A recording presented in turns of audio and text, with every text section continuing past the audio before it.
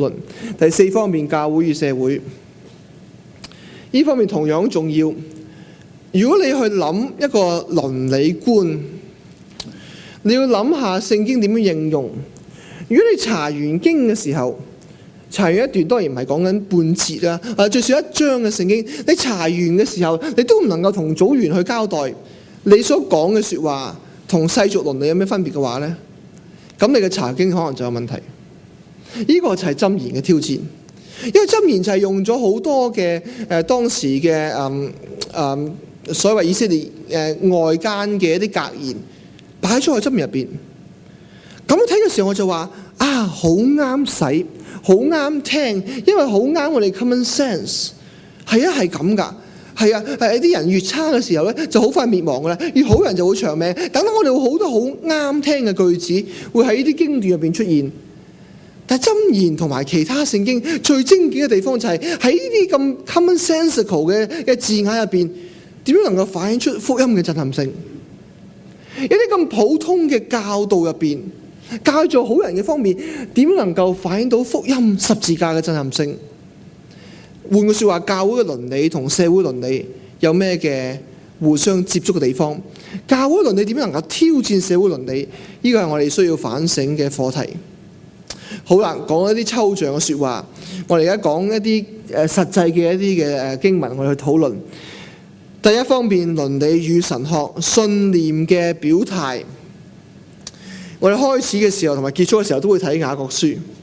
雅各書我哋成日覺得最冇神學性嘅書本，又最啱用嘅書本。你要帶初信查經嘅時候，最好係查雅各書，因為查少少翻去都用得着嘅，係咪？都係啱用嘅，係好用嘅經文。但係我成日都諗一啲好用嘅經文，佢震撼性喺邊度？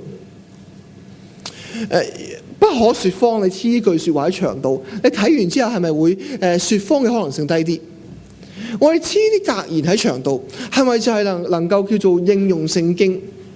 雅各書精警嘅地方，就係能夠喺呢啲格言上邊去活出神學嘅景象，或者係反映到神學嗰種思維。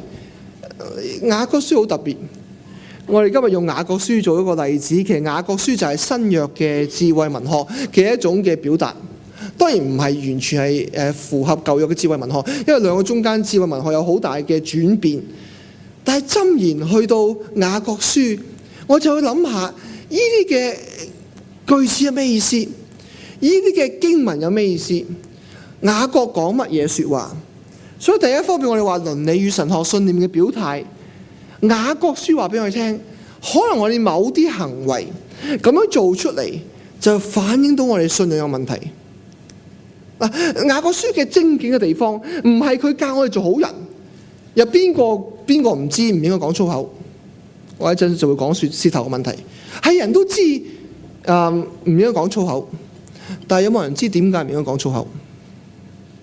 即係除咗俾人鬧之外。或者我哋話要用一個好廣泛嘅字眼叫做唔好見證之外，點解咒罵唔啱？當然因為我唔想俾人咒罵，但係真係點解我哋信徒唔應該咒罵？點解我哋信徒應該舌頭上面小心？雅各精警嘅地方就係咁樣，佢唔係淨係叫我哋某啲嘢能夠喺呢啲句子嘅背後反映到一套神學觀出嚟。佢話俾我聽，我哋某啲行為背後反映到我哋某啲嘅軟弱嘅地方。我哋見到雅各書嘅經文。